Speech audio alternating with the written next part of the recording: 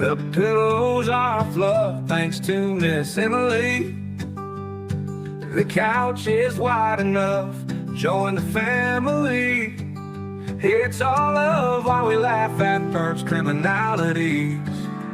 Hey, hey, hey, welcome to the Sofa Squad. Sipping from the cup at hey, hey, hey, come laugh with the Sofa Squad. Can't roll my damn eyes hard enough. Oh, please, the puppies need me. Oh, oh, please, my body is rejecting none of that fancy credential stuff. I'm just here for the cringe binge. Hey, hey, hey, welcome to the Sofa Squad. Sipping from the cup and hey, hey, hey, come laugh with the Sofa Squad. Can't roll my damn eyes hard enough.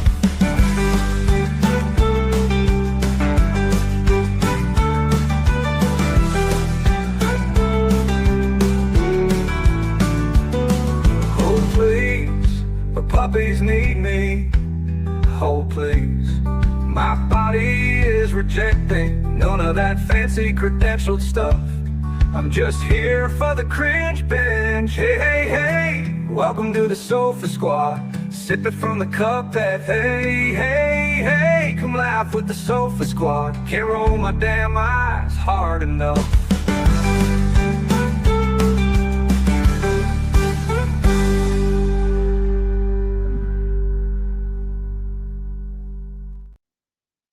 Hello, everybody. Hello, Sofa Squad. Hello, Dr. Barry.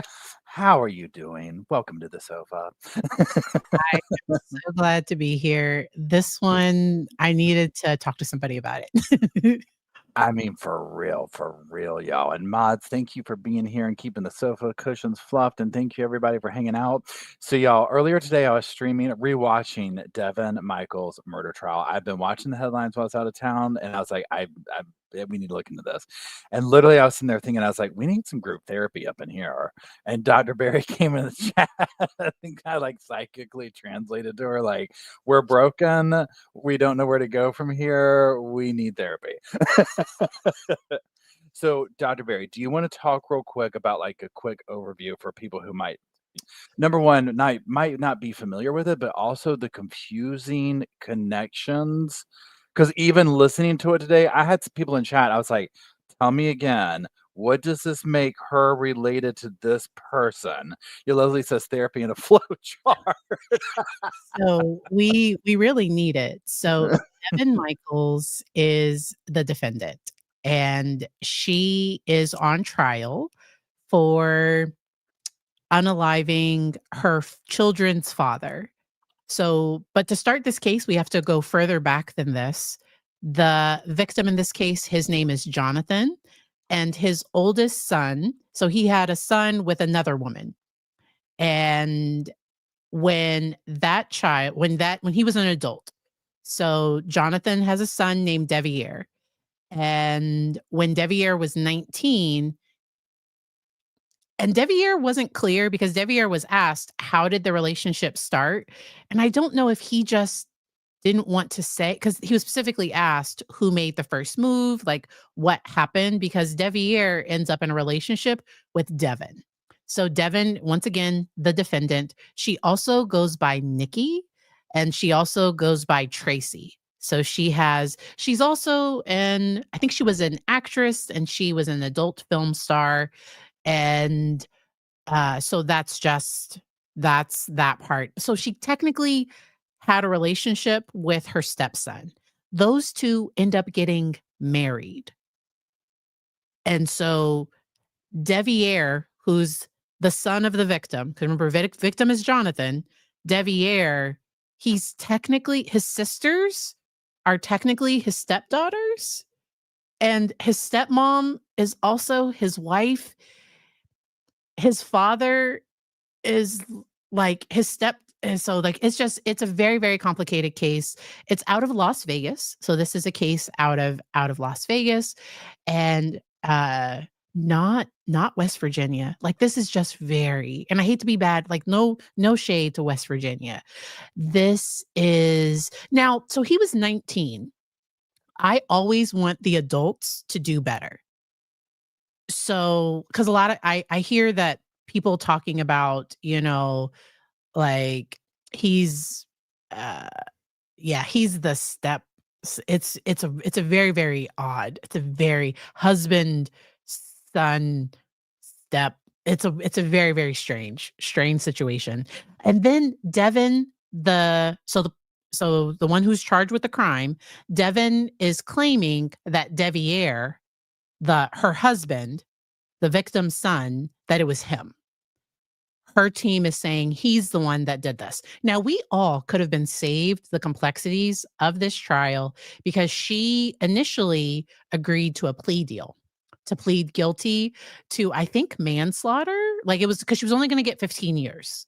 So she initially pled guilty to that, but during her sentencing, so she had already had a sentence. She already pled guilty, and I don't know if she provided any details. Like, we are going to see what comes, because sometimes when you plead guilty, sometimes you have to say, yes, I am guilty of this crime. I'm pleading guilty because I did it. We do not know what happened because I don't think that one was streamed.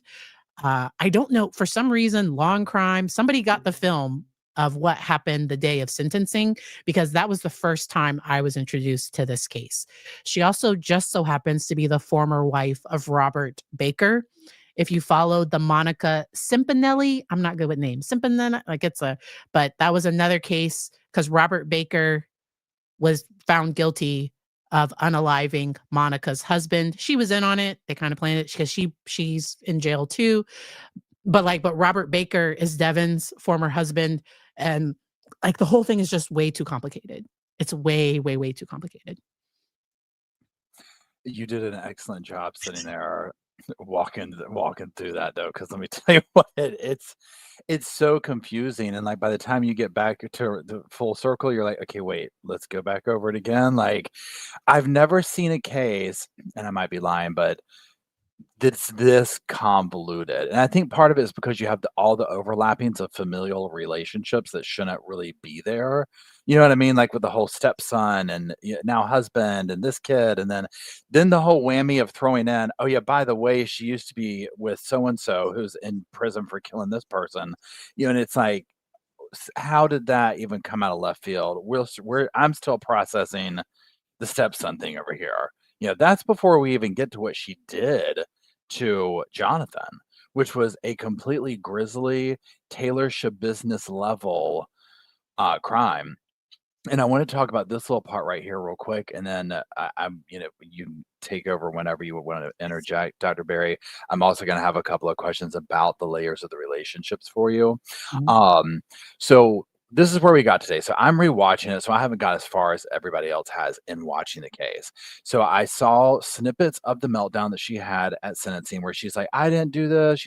I don't know what to tell you, but sorry." So that's how we arrived here, right? So Yes. then today we watch opening statements.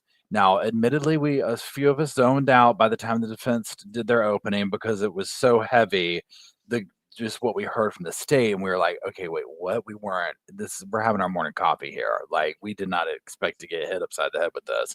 So then she's basically trying to blame her stepson slash husband, and they're saying he had the motive because it was like, the dad didn't know about this affair. It was like another man coming into the house because the dad was allegedly moving into their marital home, we'll call it, for the sake of simplicity, with the two kids that he had with Devin so that they could co-parent, be under the same roof.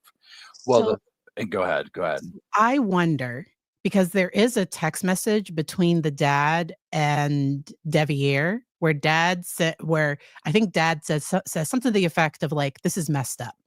Like, so I think so definitely before dad's death, dad was aware of the relationship. And then that's where I don't know if dad was like, "I don't want my girls around this." Like, I don't know what happened because he just one day just decided, I'm moving in. Do you know? Like, his Oh, okay, okay. yeah, yeah. The dad, like, that wasn't like a long-standing plan. That wasn't something that had been planned for a while. And Devin, AKA Nikki, AKA Tracy, she was not supposed to be around her daughters unsupervised. Which is That odd. And not Well that that's odd, but, like, the fact that he's moving in, like, all the like, well, something is going because on. because he had full custody and she wanted access to her girls. So she did not want, because she's done 2 police interviews, and that came up during the police interviews that she wanted they were gonna be a family, like, with she wanted her girls or something. Like, the whole thing is just so complicated. Now, let me ask you this, because one thing you bring up a good point about that text message where you were like, "It sounds like he might have known something, yada, yada, yada." Okay, so we were talking about this a little bit before we got started with the son, stepson/husband on the stand where there are some inconsistencies and a little bit of whatever. Where could you speak to where you think shame Mm. might be as a concept be present in this case? Because when I'm looking at this, I'm like, this is a very embarrassing thing to be put out there. This is like really putting some dirty laundry out there. And I'm questioning how much shame is narrating what's being said, what's not being said, how it's being said, and if that's playing a factor into this. To me, Deviere looked embarrassed to be on the stand. He seemed to, like, just have this, like, posture of just kind of being like, you could tell he didn't wanna be there this is the death of his dad. I think he also used to have a drinking problem, Okay. uh, because after he finds out about his dad's death, he doesn't remember those next few days because he was drinking heavily Okay. the next few days after that. And when the police interview him, they ask him about his relationship with Devin, and they both lie. Because the defense is trying to be like, well, Deviere lied and denied. He said the relationship was only, sexually intimate for the last year or for but like he didn't go back to 19. And but like once they had his phone, because in the opening statements, the defense is showing pictures. Like they're intimate text messages. The defense is showing all of these things. The defense asked him because Deviere says he doesn't remember the day they got married, and the defense tried to make it seem because they're trying to attack his credibility because they're trying to, in my opinion, they're trying to have some reasonable doubt for the jury to not be able to convict her on because she's charged with first degree. So she's charged with first degree, facing life without the possibility of parole. And so I think the defense, I think she wanted to fight. I think she wanted to fight it. She didn't want to just sign away and get 15 years. I think she wanted this trial. I think she wanted to fight it and to air all of this dirty laundry. Somebody asked in the chat, was the victim Japanese? And so his mother definitely speaks Japanese.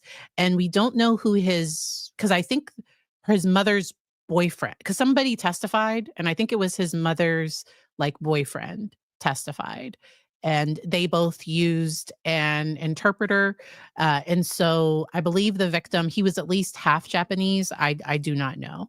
And so sometimes for some cultures, people are trained that like to not air out dirty laundry, that like what happens here stays here. And because how embarrassing is it that like you're to admit that you're in a relationship with your dad's ex-girlfriend and y'all are married and the relationship started when she was dating your dad.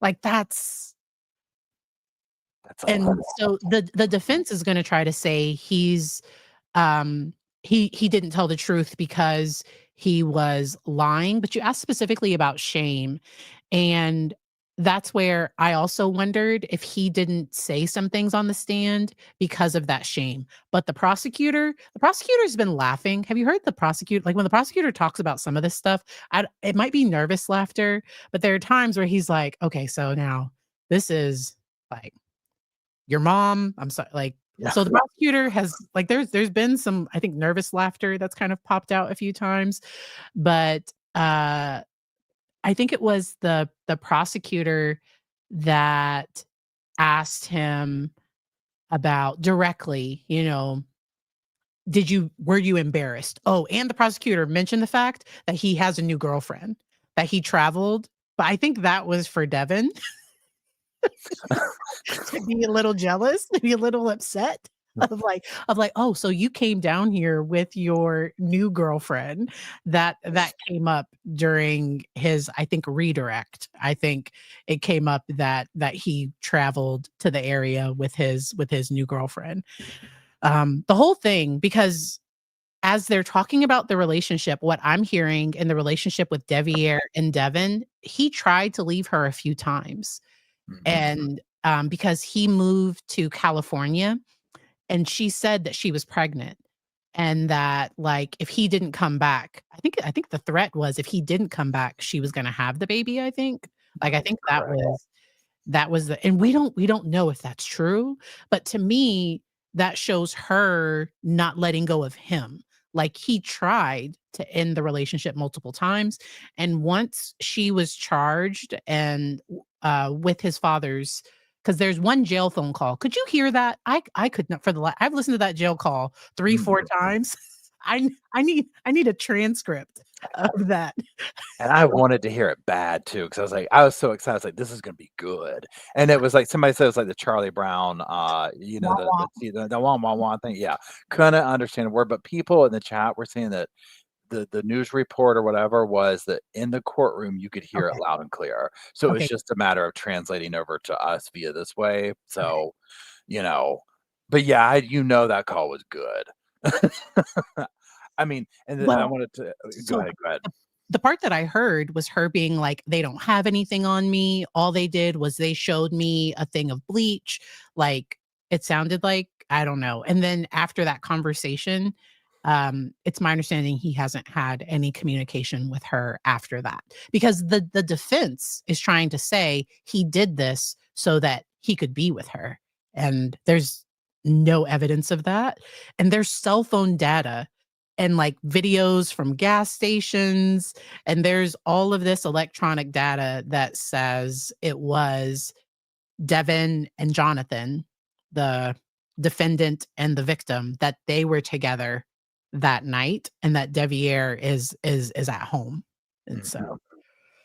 It took me a minute. I literally had to, like, pause it and have people Northwest is so good today, Leslie's so good, breaking it down for me, being like, "Wait a minute.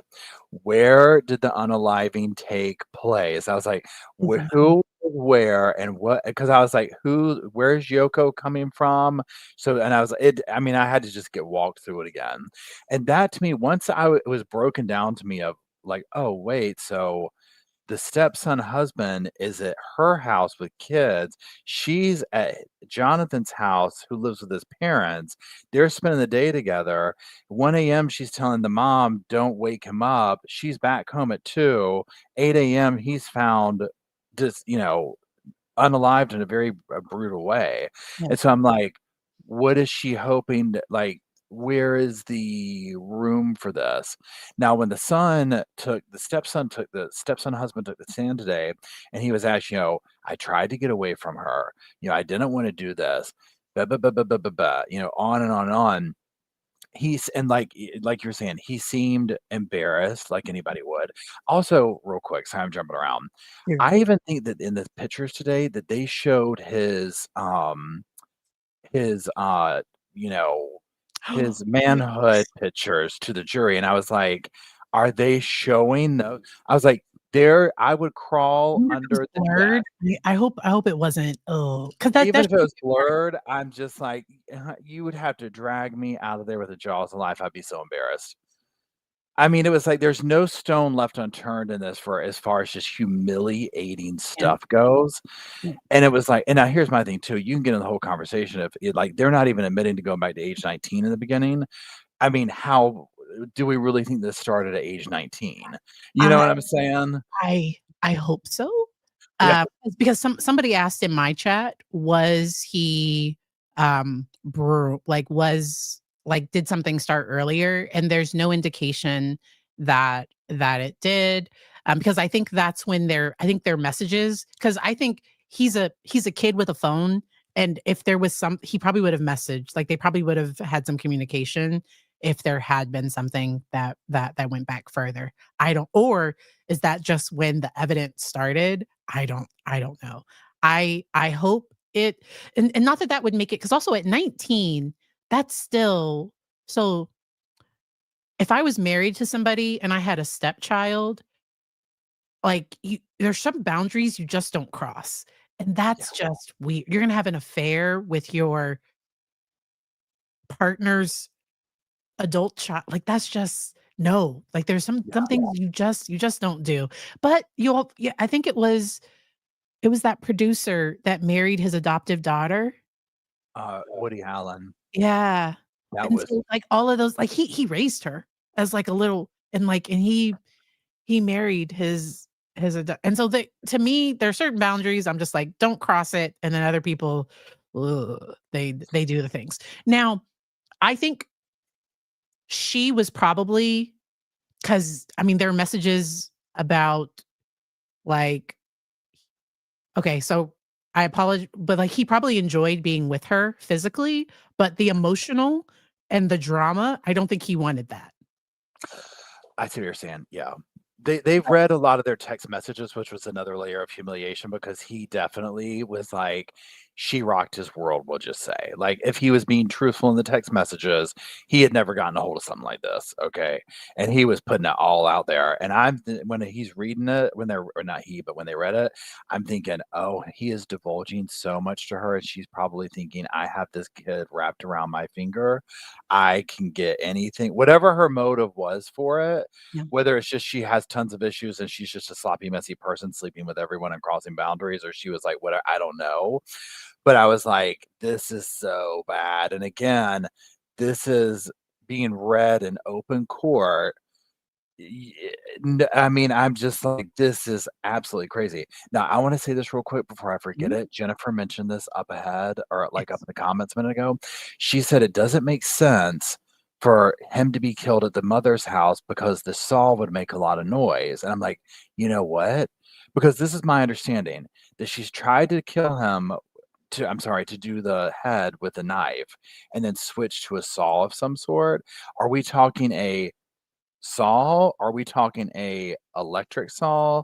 Do we know what weapon exactly? Because that would be my question And too. how did Taylor Schabusiness just use a knife, or, like, I 'cause think so. remember there have been people have done, so it's, so there's a butcher knife that's missing from the house.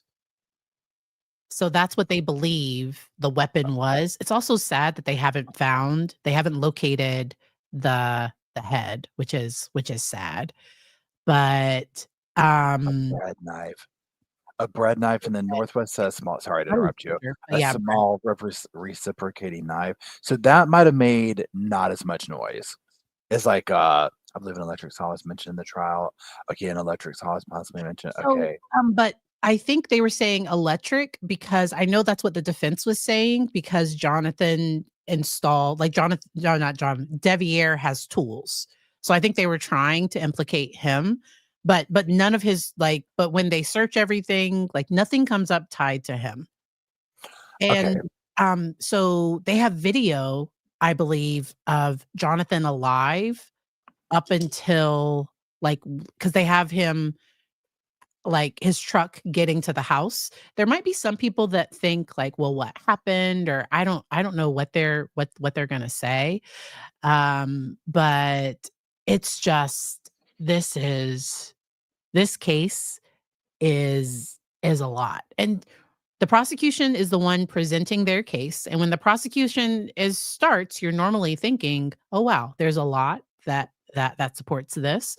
I'm wondering what the defense is going to present, and what they may say is that Devier didn't cooperate with them, because they mentioned that when he was on the stand, that they wanted Devier to meet with their investigator, and he said no, because he didn't have to. Like, he doesn't have to.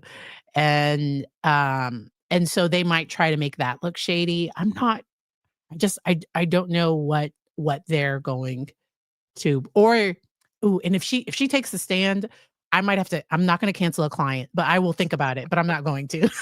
If she if she takes the stand, That's Because gonna top off this whole case. Because I don't I don't let's talk go go ahead. ahead.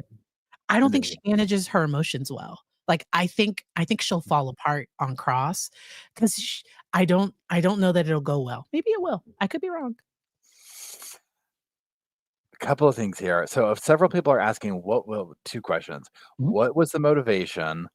Number 2, what is there any kind of psychology behind someone who goes as far as to start a beheading? Look at the Taylor Swift business.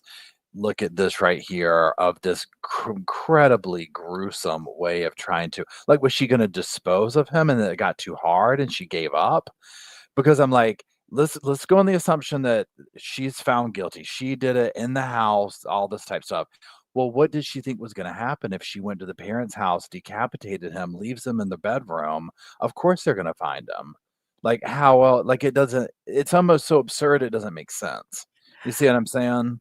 And I don't know, cause so the state is trying to prove, first degree. So I think she admitted to giving him a massage and hitting him on like, being at the house, giving him a massage, and hitting him on the back of the head with something. He She also allegedly ran into his mother in the hallway and said, "Oh, he's just sleeping." That's what came out during opening. Um, some of so they used an interpreter for the mother, and I think some things got lost in translation. So I didn't it was hard for me to follow all of it because I felt like the translator or like wasn't saying everything she was saying. Like, I felt like I was getting an abbreviated version, and he could have been, but, like, I got frustrated because I, um, I was wondering if some things weren't getting said exactly the way she was saying it, but it is what it is. Also, isn't it like the whole similarity to the Sarah Boone 15 years, she Oh. turns it down, then we come over here and it's like she was at the I mean, she's going to the police, she's going to get the sentence, and then has this explosion, and now she's facing first degree, life, all the big charges. Imagine I think her daughters are, like, teenagers, I think they're older. Imagine if you didn't know that this was going on, and now all of this. I hope that they have good support, I hope they have therapy, I hope they stay off the interwebs and all those things.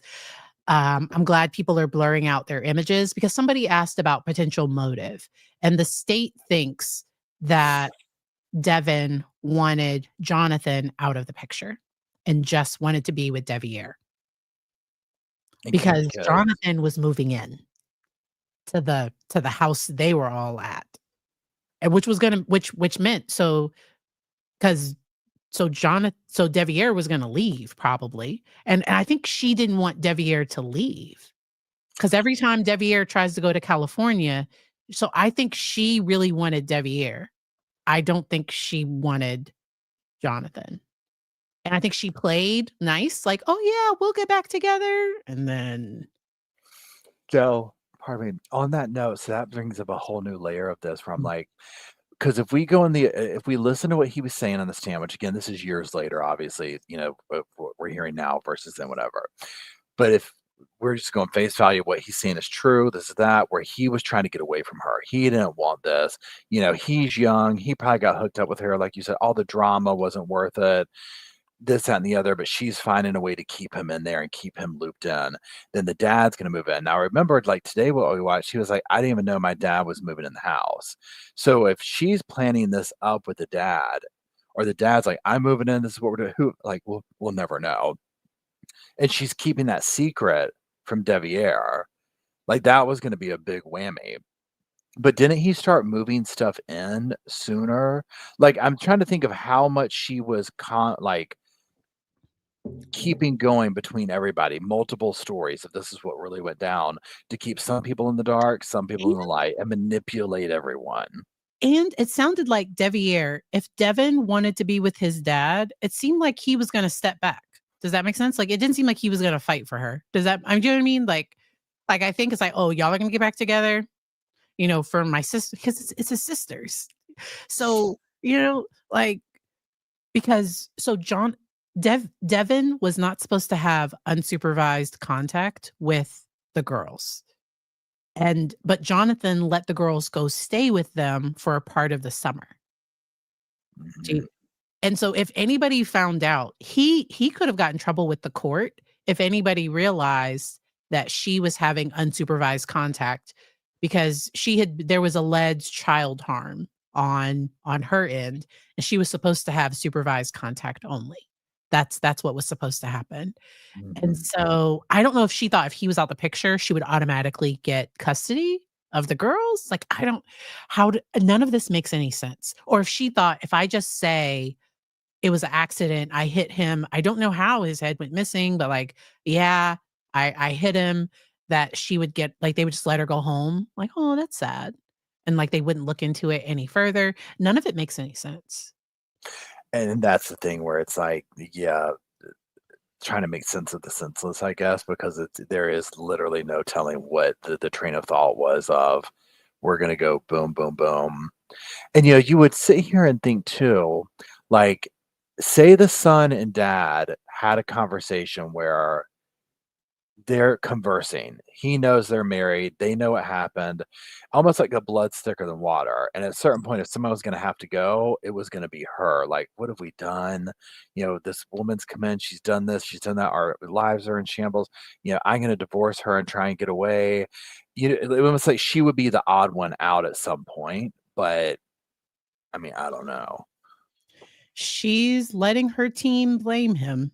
And so Yeah. that's the strategy that they went with. Anybody that's watching the trial, Devyn's defense attorney also defended Robert Tellis. He normally does high-profile cases. Kathy from Gossip Rumor and Innuendo talks about him hitting the cameras. He's a very good attorney, and she's probably very pleased with her legal team. And I think her last attorney wouldn't do this. I don't think her last attorney wanted to do this strategy. He probably said, like, be realistic. Like, they have you on video. They have your cell phone data. Like, yeah, I could, but like, I think it's in your best interest to take the plea deal. I think that's Mhm. what her last attorney, because what she said at sentencing when they flipped everything was that nobody was listening to her and that she felt pressured into accepting the plea deal. She didn't like her lawyer. And so all of this stuff kind of came out during sentencing. And that's when the state said, Your Honor, I don't think we can accept. Like, we're ready for trial. And I think that was like 3 months ago. So they went to trial, I think, in like 3 months, which is like, I mean, they had it all right there. yeah, they're You ready. know, her only thing that the only the angle she'll go with, again, like and again, it's not even finished at the trial yet or anything. So if we're just going down the rabbit hole of like she did it, that the evidence is going to just unequivocally show yada yada yada. Then you almost have to be like, well, how does she think she's going to pin it on this dude? I almost wondered if she was like, you know what, I kind of want to retire and just be in prison. I'm tired of this rough life. I'm just going to sit here and do my thing.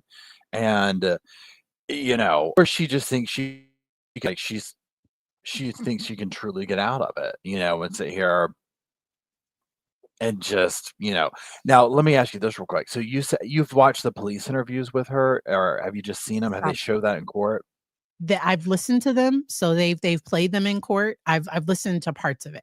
Yes. What was the general vibe of those? Because I haven't gotten to that yet. Like when you were listening to it, is it like she's so guilty, or is it like this doesn't make sense? Like where are we at? It's a this doesn't make sense. And because I think at one point the officers are like, we understand that, like, we don't think it's you. And so the state had to stop and say, sometimes use a tactic where you tell the defendant you don't think it's them so that they keep talking. And the officer was like, yes, that's what we were doing.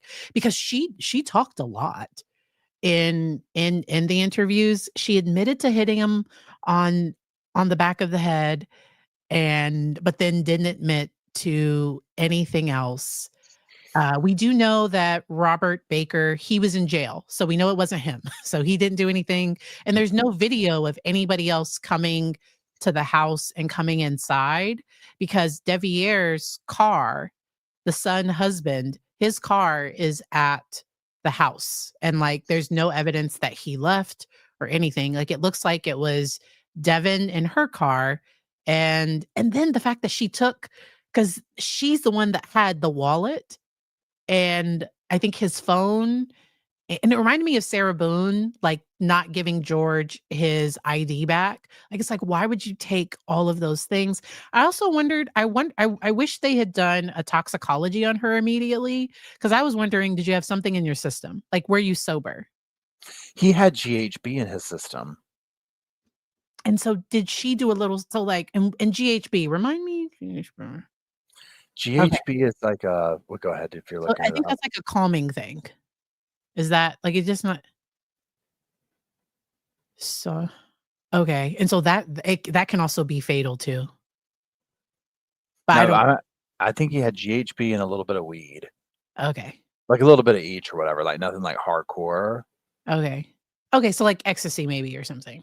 Okay. Sorry. Northwest says GHB was low level, not drug use level. Okay. Okay. Okay, low level. Okay. Because I was wondering if because it seemed like she didn't remember, like, or she didn't wanna say. So the state thinks she either just doesn't wanna say what happened, and I think they think that that what's missing is in a landfill somewhere. And there wasn't a camera pointed at the trash can. Like, I think they're thinking that it's, that ended up in the trash. But you just would have thought there would be more, like, more that the scene would have been more gruesome if Yeah. everything had happened there, but there's no evidence that either one of them left, and it seemed like he was alive when he got to the house, and so it's complicated. Yeah, that's the part that I'm gonna be curious to learn more about is like the timing of like and they might have already done it, but I just haven't gotten to it. But all of that dynamic right there, that's kind of a loose end I need tied up. Now And the son, so you know how the son like installed all those cameras at the one house or whatever. So to me, that I think the son did it. One of them did it. One of the houses had tons of cameras on it. So that's like insurance for well, we know everything would have been on video over here. And if we're not showing them leaving or whatever, and I think was it at her house that all the cameras were? So we would have known if the son husband had left. I think so. So yeah, like, but again, also swinging back around to Shabiznes, Taylor Shabiznes, look at what she did to her victim in the basement, like over an all night morning period with the parents upstairs doing crazy stuff. So it's like, So, I think the he was deceased when that part happened. Does that make sense? He wasn't mhm, alive. Does that make sense? mhm. So, I think the medical examiner said that it was postmortem. Um, and so this is a sad case, and and I think that's where the state is hoping the jury sees that the ground is wet and that they kind of fill in some of the blanks. And I think the defense is hoping that there's some doubt when the jury doesn't know some things that I think the defense is hoping some doubt comes in. But um Where it might get tricky too is, so if they're not able to truly say, and I guess I'm asking you this, are they able to 100% say this is how he died, or they can't because they don't have the head? somebody in the chat, so I didn't see all of the Emmy's testimony and I saw Kathy's update. So Okay. I haven't seen all of the Emmy's testimony. But she admitted to hitting him. So they're thinking she delivered the fatal blow. That's what the state is believing, that when Okay. she says she was massaging him and then she hit him on the back of the that she hit him, I think with, like, something from the fireplace or I don't know, she hit him with something, and they're thinking that was the fatal blow. Okay, Northwest is saying they don't know how he died. So that would make sense if she struck him and she's slightly admitting to that. If I hit him with a wooden spoon or whatever, she's probably downplaying it. And then for whatever reason, she was like, well, let me decapitate him. And then they can't tell. I know Jezebel says the fire pokey thing. I was like, don't tell me it was the fire poker, not another one of those cases. Hold on one second. Um, So then so in a situation like this, now Yeah. obviously this ended in tragedy and murder and all these terrible things or whatever. In this scenario, just the dynamics of when boundaries like this are crossed. So it's like when you start just looking at that aspect of like we were talking earlier. So she's with the dad, they have two girls. She's clearly viewing the stepson in a way that should not be present, and the boundary is crossed with this. I mean, where does one go? Like, if it didn't end in this, it's like, how does a family even recover from something like this? Or is it like, y'all got to go your separate ways? She doesn't sound like she was a stable person before this. She wasn't making great decisions before this. And there are allegations that Jonathan might have had a drinking problem, and I don't know. Like and he's not here. So even if he did, like you don't yeah, like you don't do crimes. That's what I say a lot. And with Devin, I think she has some pretty ingrained personality features. So if I could have anybody that I was treating, I would prefer it to be Deviere or one of her girls. Does that make sense? Mhm. Because they were young. Because to me, Deviere lacked confidence. I think he didn't. Because sometimes, so once a lot of people don't realize, like, it's not normal for your stepmother to like have like that's not sure. If you meet some older woman at a bar, okay, she's not your teacher, she's not your coach. Do you know what I mean? But like when Yeah. it's situations like this, it can because there's a power dynamic, and that's where I wonder if Devier sorry, I get their names, Devin, if Devin liked the power difference between her and the son, and if that's why he was probably easier to control than the dad. Mhm.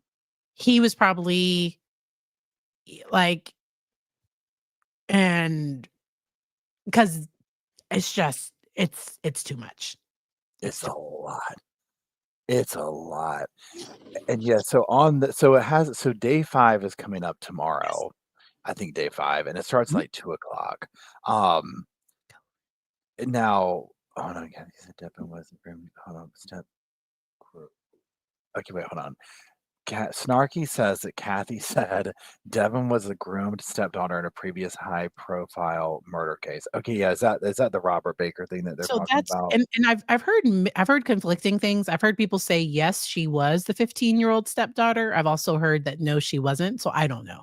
I've heard that the Okay, 15-year-old so I don't know.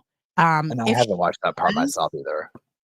if for some reason she did have a history of her boundaries being crossed or violated, that's where I say people need to heal.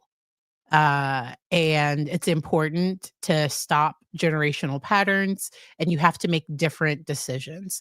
And so it doesn't excuse behavior, but sometimes it can help me understand. So if somebody comes from a family where yeah, people have, you know, like boundaries like this are crossed, and if people don't realize that that's not normal and that's not okay, uh, they are at risk of repeating those patterns. But I believe in treatment and about people making healthier, better decisions. And I don't like the power dynamic between stepmom and son. Especially he's 19. Like he doesn't know about the world. Like he's not. And then using manipulation, claiming to be pregnant, doing all these things. Um Yeah, it's it's tough. And another really sad thing we touched on earlier too is if you look at, once the cookie crumbles, so to speak, and it's like, okay, here we are. Whatever ends up happening with the trial, whether she's convicted, not whatever. Now the pieces of this family tragedy are just shattered everywhere for everyone. So you have uh, the stepson husband and his, he's off with a new girlfriend trying to start a new, like, whatever. He's looking back at the things that, okay, this is what I've done. This is what happened. Father's been in a very gruesome way, you know, horrible death. Parents, mother finding him in the house, two daughters who are high school age. Can you imagine being in high school with this on the going out in the world right now? You know what I mean? Like, all of that, and then to unlayer that, because like when I look at some of these cases that we do when younger people are involved, and I look at my own life of the different realizations you have as you get older, when you reflect back in life and how you can re-examine the same situation over and over through the years, and I'm like, I can't like imagine this being one of your situations that Yeah. you're going to unpack as you get older and older, like when they're old enough to be their mom's age, and to look back like, wait, so when mom was this age, she was doing this with him, huh? Like like this is gonna haunt them their whole life, not just the murder, but just all the crazy stuff that went on. Yeah. And then who knows how it will form their own opinions of relationships, people, things, decisions they make. It's just like, and then also before we even get to that, imagine what a day in the life was like. Obviously she had parental rights taken away. Just think of the dynamic going on of the lying and manipulation that had to take place for them to keep the relationship secret from Jonathan, when it was still everyone was under the same roof, or like whatever was going on in that time. Like that right there to me is exhausting even to think about before you get into like the ickiness of like, oh God, the stepson or whatever. It's a lot. It's a lot. And I do still think the thing I hope the girls know is that it wasn't their fault, and that, like, they can accept responsibility for their actions, you know? Choices have consequences, and, um, 'cause and I'm glad that I think they're gonna stay out of the trial completely. Like, I think the girls are gonna stay. I don't think they're gonna be brought into the trial at all, which is good, I think. Um, my heart breaks for them. It really does, because they lost their dad, and they've also their mom. They might see their brother a little, do you know what I mean? Like, that's like your like that.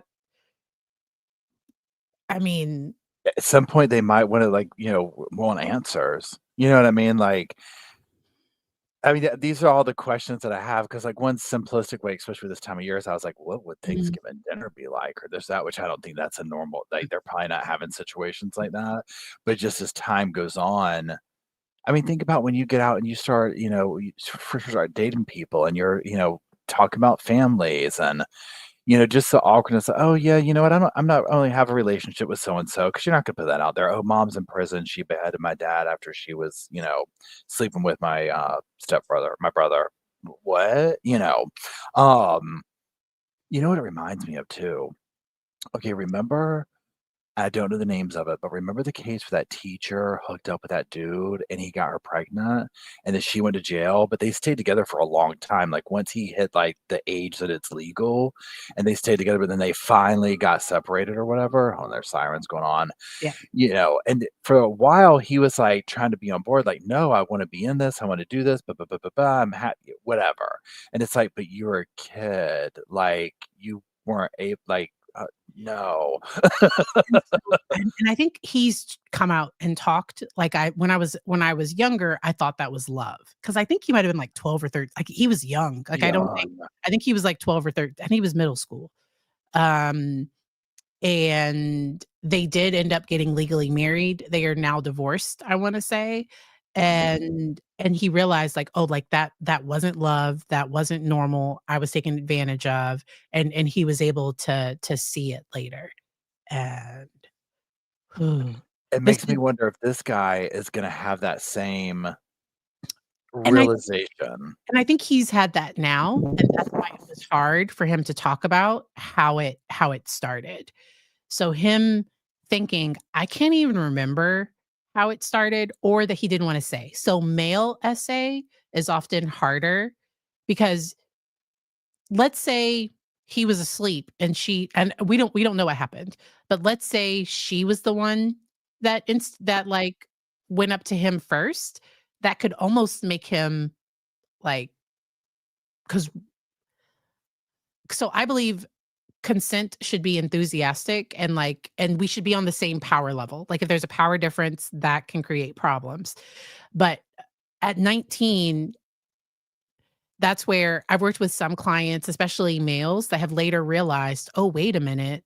When my mom's friend, like that wasn't okay." And that's been hard, and that's been a secret that sometimes nobody knows. Like Mhm. they didn't tell anybody about that. And so that's why on my channel I like to share just so that we can demystify some of those things. I'm glad because in the past people used to brag. So if it was a 15-year-old that was with their teacher, they would almost be like, "Yeah, haha," like bragging about it. And I'm over here like, "That's Trump." Like, no, like that's they took advantage of you.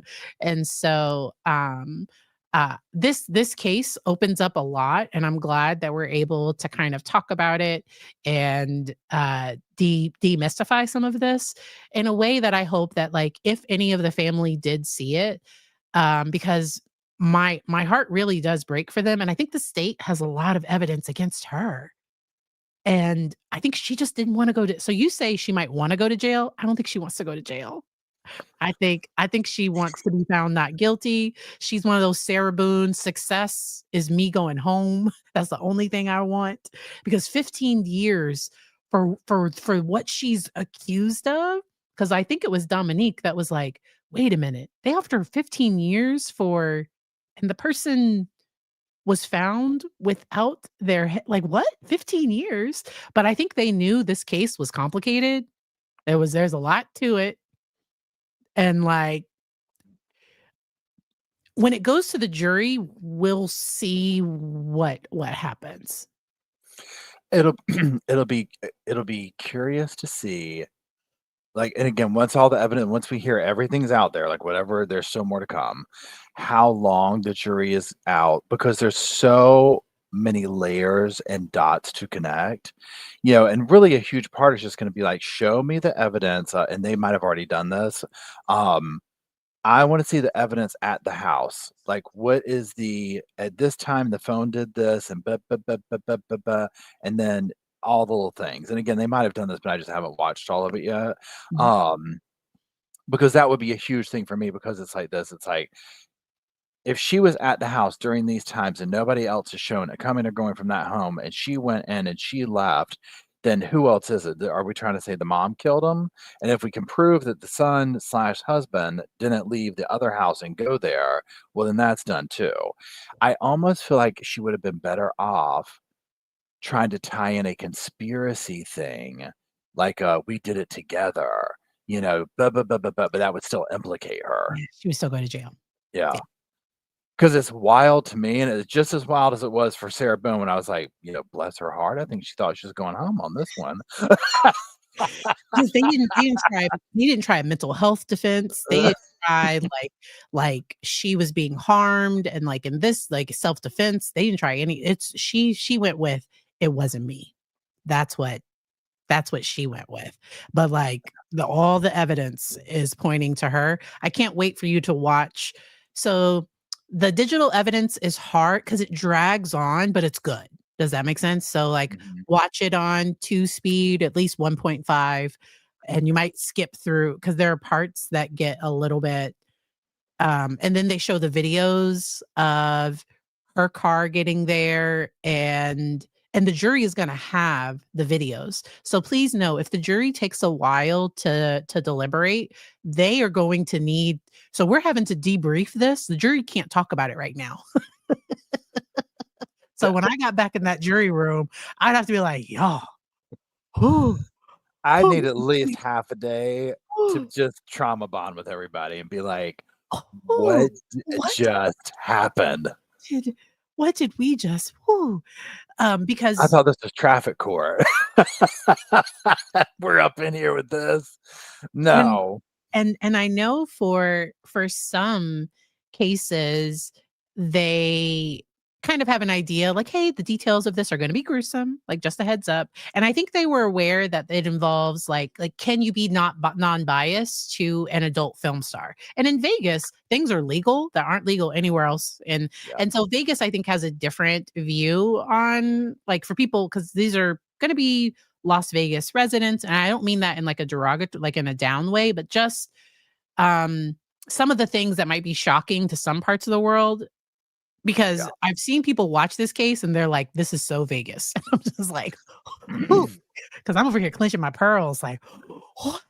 Who? Like, who and what?" And, oh, 'cause What was the name of that movie she was in? Yeah, it's like, but yeah, I mean, I mean, have y'all been to Vegas lately? It's anything goes, and and s anything's legal. So, there's a different norm for yes, there, and yeah, that's definitely like, you're gonna want your peers to be imagine this case going down in Virginia, North Carolina, something like that. People would have been passing out, they would have been like, and I'm I don't talking know and I don't know if the defense, because 'cause you're talking the defense showed pictures of her. Like, I I don't know know. if she asked, like, my snatched body, I don't know if she wanted some of those pictures. I was like, "We" like, 'cause she doesn't look great. Like, she's doing her I think they might be downplaying her looks right now, 'cause, during one court hearing, she had on this red. It was bad. Like, it was way too red, in my opinion. But she had on this, like, really ruby red, lipstick, and, she doesn't seem to be wearing, like, a lot of makeup or anything. Um, this is a lot. This is a lot. Um Mhm. Now, kind of wrapping things up Yes. here, I want to say this, but then I'll also do a community post. Mhm. Okay, so tomorrow it starts at 2 o'clock, the streaming. I'm not going to be streaming in the afternoon because I got appointments and stuff. So I was going to stream in the morning. However, and this is what I'm curious for the chat to say. So I'm putting this out there, but then on this channel, the podcast channel, I'll do a community post about this. Tomorrow is day one opening statements of Dima Tower murder trial. This is the adopted Ukraine son who killed his parents when he was 14. And he's obviously a little bit older now, and this is going to trial.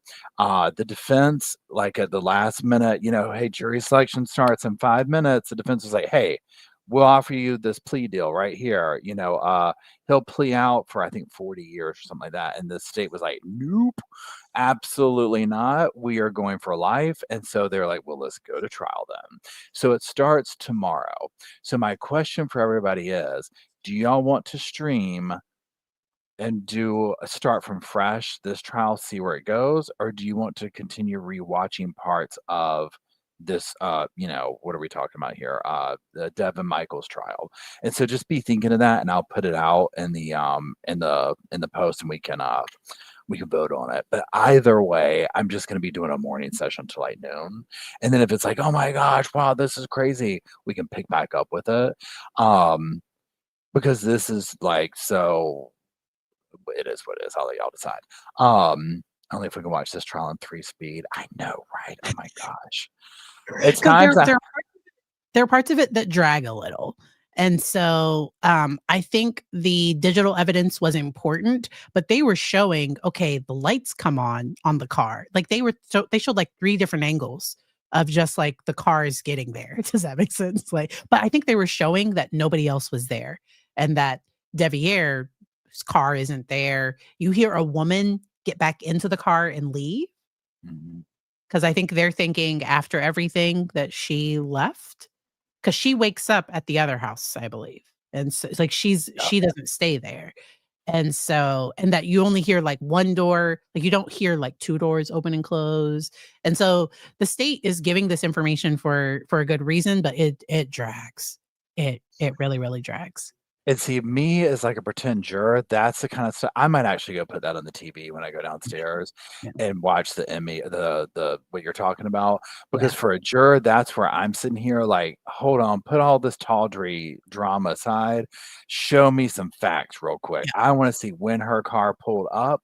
I saw the gas station stuff where they're like, look, they're at the gas station. It's just him and her. And then the son slash husband talking about, no, by 2 a.m. she was on my sofa, so it's all the evidence is all there. It's just a matter of being like, this happened at this time and this light came on at this time and then this happened and the mother did this, but it's like complicated. Okay. And again, most of it, I fired this up this morning and within the first 30 minutes I was like, I've got my morning coffee. I didn't know. I mean, obviously it's a murder. I'm expecting something terrible, but this was a whole new level. I was like, "Y'all, we can't be doing all this early in the week." So I wasn't planning on covering this one, and then I saw Court TV or somebody put out that it was like this love triangle, like stepson, like that it was something like I was like, "What?" And I clicked on it and I was like, "No, she took out." So I don't cross boundaries like that, but best believe I would have avoided all of this because her picture is everywhere. People are finding all the past stuff. She was also a realtor, and people are in the comments like, I danced with her. She's really in her 50s. I don't know if that's true. I don't know any any of this stuff. And uh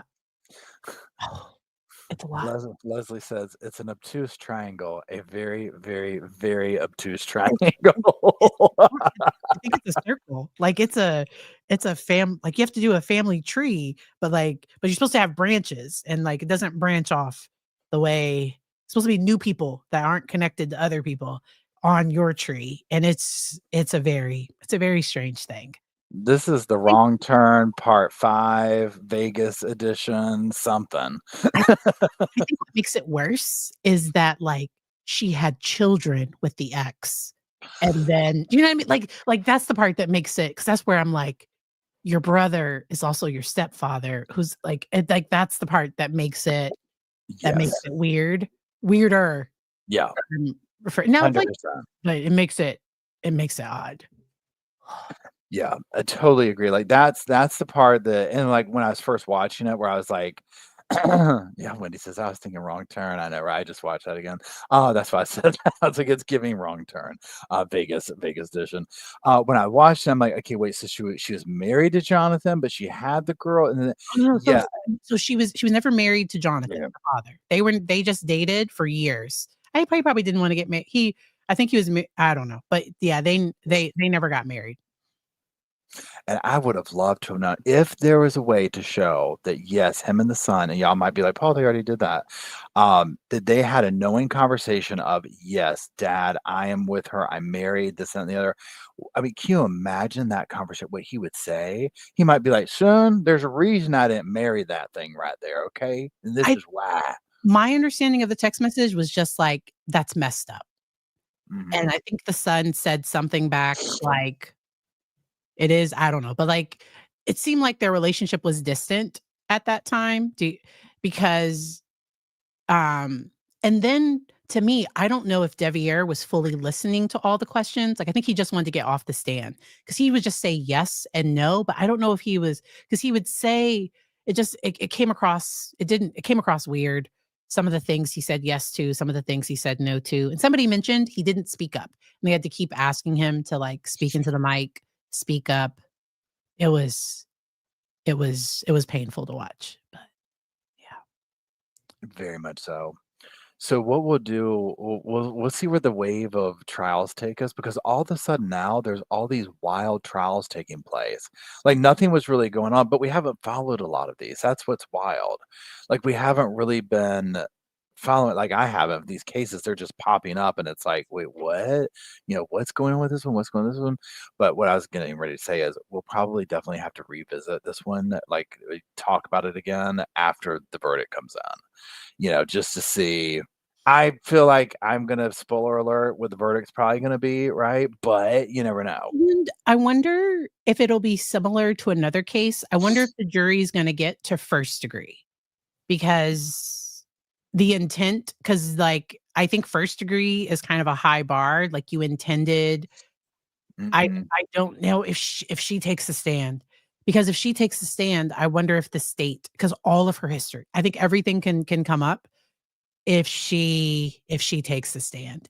And so that's where I could see the jury convicting her of second degree, potentially. And that's an excellent point because, like, if you look compare what we just went through with the Adelson situation of like this was like if you want to look at a pre-planned, we know what we are doing kind of a thing. At the end of the day, unless and again, y'all might be like, well, Paul, there is this evidence for this. I mean, I haven't seen all of it. No one can really say what happened behind closed doors on the night of the murder, and the only other person that can is obviously he's no longer here. You know what I'm saying? So it's like we don't know. Did they get behind the doors and have an argument in the heat of the moment she killed him? Like it's hard to even say. And from the little bit of it I've seen, yeah, I haven't seen a lot of pre-planning evidence, but again, I haven't seen all of it. And I think he's a big guy, so that's where I wonder if he was, like, asleep or like, it makes sense that he might Mhm. have been, like, asleep or laying down or something, because I think he's, like, 6'4" and, like, 200, like, I think he was a big guy. Yeah, yeah. And, so we will see what happens. So I have no answers. People are like, "Why do you think she did it?" This is weird. Like like, I know what the state is thinking. I could also just see an argument that went too far, but to me, she wanted Devier. I don't know that she wanted Jonathan, and she wanted her daughters, because she went to court a few days after this, and I think was like, "Oh, yeah, I've been following everything," but, like, didn't mention, "I'm currently, like, the prime suspect for a murder." Like, she didn't she left that part out. So, Um, oh yeah, I forgot about that. Maybe I should mention that. like, maybe, like, Maybe. I should mention, like, I was the last person to see him alive I know, in his right? arms. Well, thank you, Dr. Barry, for once again coming and consoling us here on the sofa. And thank you, Psych Nerds, for hanging out with the Sofa Squad once again. This is always so much fun. I was having like withdrawals from Dr. Barry conversations. I was like, oh my gosh, it's been like over a week. But yeah, definitely let's plan this up again when they get the verdict and we'll do all that. Sounds Thank good. you, moderators. Thank you, Sofa Squad. Thank you, Psych Nerds, for everybody joining. Y'all have a wonderful evening. I'll put the post up. Whatever we do tomorrow on the podcast channel will be at 9 o'clock. So whether we're rewatching this, we'll let the voting decide which it is. And so that's it. We'll close out with Slow Morrison's Ode to the Sofa Song, and I will see y'all tomorrow.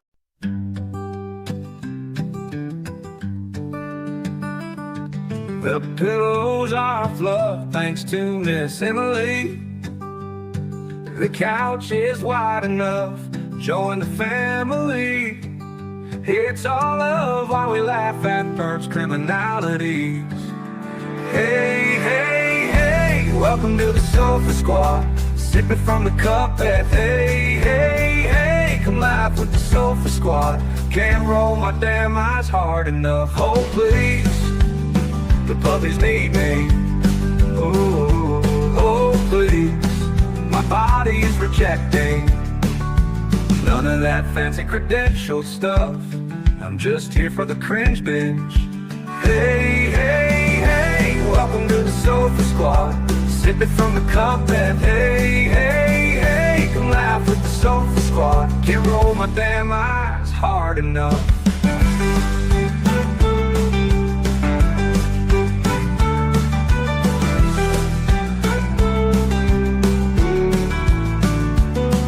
Oh please, the puppies need me. Oh please, my body is rejecting none of that fancy credentialed stuff. I'm just here for the cringe binge. Hey, hey, hey, welcome to the Sofa Squad. Sipping from the cup that hey, hey, hey. Come laugh with the Sofa Squad. Can't roll my damn eyes hard enough.